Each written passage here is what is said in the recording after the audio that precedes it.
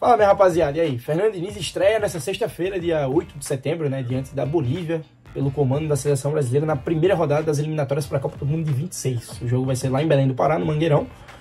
Eliminatórias essa aqui, cá entre nós, o Brasil já está classificado para a Copa de 26, não tem muito segredo, né? Principalmente agora com esse novo formato, onde mais seleções se classificam para a Copa do Mundo, então fica decretado oficialmente que o Brasil não vai ficar de fora da próxima Copa. Isso daí já é algo que a gente não precisa ficar fazendo muito arrudeio, não. Bom, dito isso, qual que é a graça então de assistir os jogos das eliminatórias, além de não só assistir os grandes, né, como Brasil e Uruguai, Brasil e Argentina, no máximo ali um Brasil e Colômbia?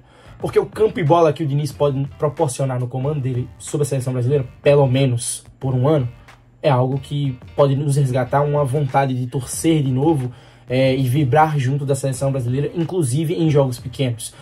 Faz com que a gente cresça, faz com que os olhos brilhem mais uma vez e resgate aquela identidade de um jogo de mais fluidez nas trocas de posições, de um jogo mais solto, mais fluido nessa troca de ocupação de espaço entre os jogadores. A seleção brasileira ela vai quebrar um trabalho, e eu não estou falando qual é o melhor e qual é o pior, isso daí vai muito de gosto individual, mas o que é certo a seleção brasileira ela está caminhando para uma ruptura entre o seu trabalho anterior. O Tite pensava futebol de jeito A e agora a gente está caminhando para um jeito B com o Fernando Diniz. O que é que isso quer dizer? Requer tempo para que chegue na excelência do B, que no caso é o do Diniz. Não espere você que, porque a seleção da Bolívia é uma seleção mais fácil, que não vai ser fora de casa, que vai ser no Brasil o jogo, a estreia, diante do seu torcedor, que vai ser de qualquer jeito.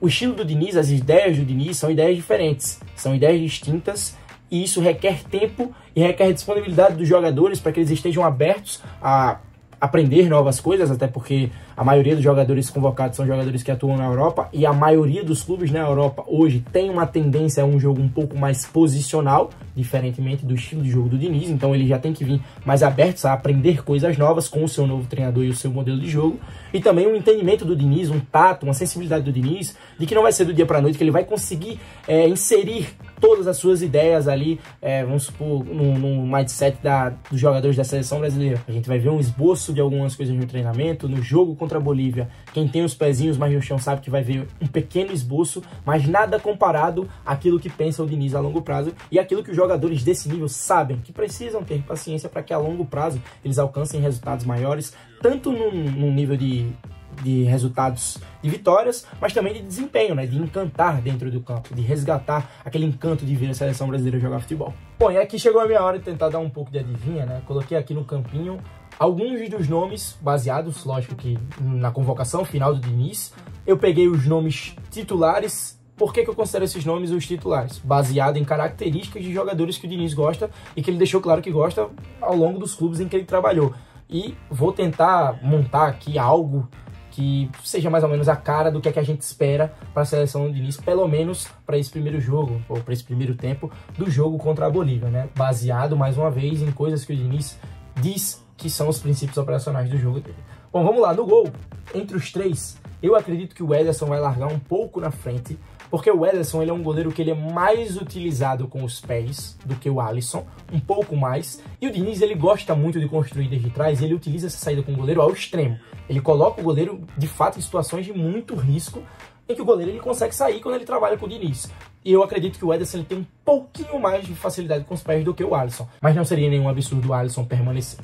Bom, na zaga é Marquinhos e mais um. Poderia até ser Marquinhos e Nino por conta do trabalho do Nino com o Diniz para facilitar um pouco esse entendimento inicial na seleção. Só que o Nino ele joga no mesmo setor do Marquinhos, né, no mesmo lado. Então, se for olhar por esse lado, o Gabriel Magalhães, que joga no lado oposto, vai estar à frente do Ibañez.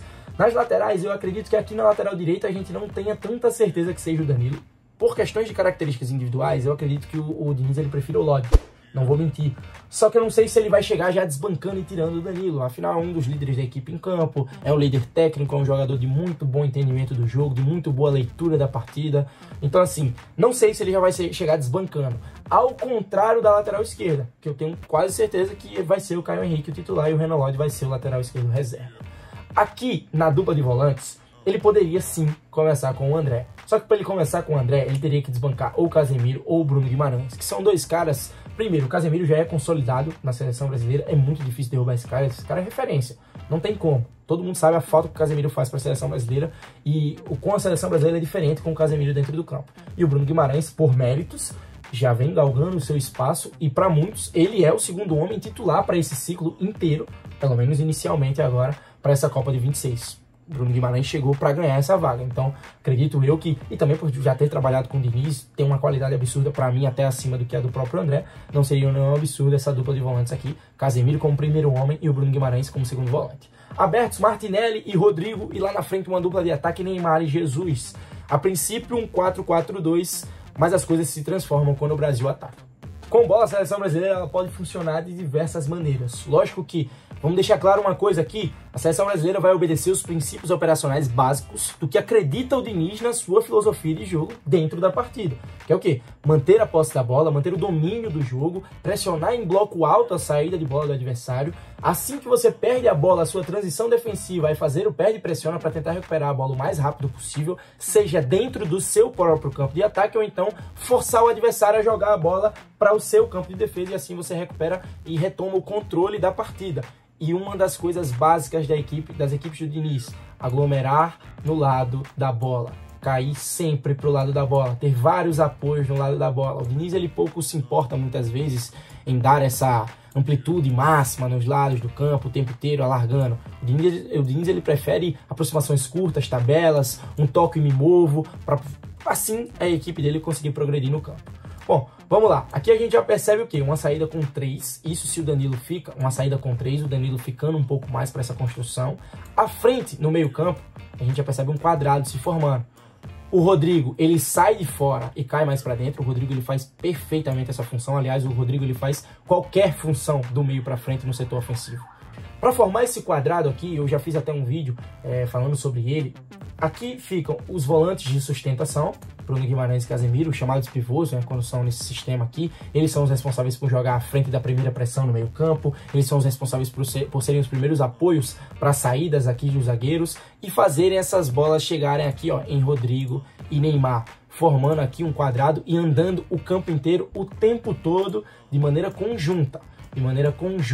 E ó, não se apeguem ao Neymar estar aqui no entrelinhas e ele ficar fixo aqui. Isso não acontece. Vai ser muito comum a gente ver o Neymar vir receber essa bola aqui, aí o Casemiro ocupar esse espaço. Ou então se o Casemiro não ocupar, o Caio Henrique vem descendo, o Neymar ocupou o espaço lá. A partir do momento que o Caio Henrique desceu um pouco mais, o Neymar voltou. E aí o Rodrigo desce, faz essa troca com o Bruno Guimarães. Lembra daquilo que eu falei? Uma troca de ocupação de espaço de maneira fluida, o tempo inteiro. Um toco e me movo para tentar confundir e fazer com que se bagunce o desenho defensivo do adversário. É isso que o Diniz tenta. Algo que também poderia cair muito bem para a seleção brasileira é, ao invés do quadrado, formar uma outra forma geométrica, aqui só mudar essa forma no meio campo, para um losango. O Casemiro nessa ponta de construção para ser esse homem de apoio, o Bruno Guimarães abrir um pouco mais, o Rodrigo abrir em qualquer um dos lados, mais uma vez falando, o Rodrigo ele pode cumprir qualquer uma dessas funções, e o Neymar como 10, como ponta desse losango, fazendo a função de um 10, é muito parecido com o desenho que o Real Madrid vem adotando nesse início de temporada. Só que aqui eu acredito que o ideal seria mudar um desses homens. Por quê? Se o Neymar está aqui, ele vai ter um pouco mais de liberdade para estar pisando na área, né? Se ele recebe a bola de trás, ele municia esses caras. Só que se ele vem pisar aqui na área, ele precisa de liberdade. Ele precisa de caras que alarguem o campo um pouco mais para ele e que quando recebam a bola mais aberta, eles cortem para vir para o chute. Eu acredito que o Martinelli é esse homem, mas o Jesus não. Então, para estar jogando com o losango, talvez o Jesus não seja a melhor opção. E sim, uma retirada do Jesus do campo e colocar, por exemplo, o Rafinha, que aí sim seria um ponta para receber aqui, cortar para dentro e chutar, já que o Rafinha tem um bom chute de perna esquerda. O Martinelli aqui é a mesma coisa e assim abriria espaço para o Neymar estar pisando o tempo inteiro na área e também quando ele recebesse mais de trás, ele municiar tanto o Rafinha quanto o Martinelli, ou então abrir espaço para o Rodrigo estar chegando por trás, o Bruno Guimarães nessas infiltrações que ele gosta de fazer, tá dando a pisada na área. Acredito que seria melhor dessa maneira. Uma coisa que eu acho difícil acontecer, mas eu não descarto, até porque um dos trabalhos do Diniz no São Paulo, talvez a melhor fase do Diniz no São Paulo, né, antes daquele declínio no Campeonato Brasileiro, lá da época da pandemia, acho que em 2020 para a virada de 2021, o São Paulo jogava com 3 zagueiros e foi o melhor momento do Diniz no São Paulo. Então eu não duvido dele ir com 3 zagueiros E esse terceiro zagueiro ser o Danilo, até porque se você já tá, nossa, quer improvisar? Improvisar não, assiste aos jogos dele no clube. O Danilo na Juventus, ele joga de zagueiro. Então não seria novidade nem pro Danilo tá ocupando essa função dentro do jogo, tá fazendo essa posição, e não seria novidade pro Diniz, até porque ele já utilizou desse sistema. Mas aí ele teria que se desfazer de um desses homens de ataque aqui. Ou seja, por exemplo, o Rafinha, que é esse cara que tá mais aberto, ele poderia se desfazer do Rafinha e colocar o Wanderson aqui para atacar bem as alas. E aí, aqui no lugar do próprio Martinelli, poderia ser um homem de mais referência, o Gabriel Jesus, ou então o próprio Richarlison, não me surpreenderia, mas o Jesus tem mais mobilidade para fazer essa troca de posições, para cair para um lado, cair para o outro de apoio. Também ele é um jogador mais completo na minha visão. Acredito que isso funcionaria bastante, os laterais fazendo aquilo que o Diniz faz bastante no Fluminense, né? Os laterais caindo um pouco de fora para dentro, atacando esse meio espaço entre zagueiro e lateral, né? Isso aqui é muito comum, a gente vê o Samuel Xavier fazer, o Marcelo, o Diogo Barbosa agora na Libertadores. São inúmeras as possibilidades e nenhuma delas, claro, vão ser fugindo daquilo que é básico, os princípios operacionais básicos do modelo de jogo do Fernando Diniz, que mais uma vez recapitulando, manter a posse da bola, recuperar ela de maneira mais rápida, pressionar a saída de bola do adversário, construir desde a minha saída de bola, utilizando muito o goleiro para gerar uma superioridade, atrair para jogar nas costas e também atrair para o lado da bola, mas poucas vezes para gerar uma inversão, e sim sempre para gerar superioridade no setor da bola, para que com essa superioridade eu consiga me movimentar em um espaço curto, em tabelas, em aproximações, em toque me movimento, em toque ocupo outro espaço, para que assim eu vá progredindo, desfazendo o desenho da defesa adversária e levando mais perigo. Acredito que seja isso, né? Espero que tenha ficado um pouco claro, espero que eu não tenha viajado muito. Deixa aí nos comentários o que é que você acha, se você concorda, se você discorda. Valeu, é nóis!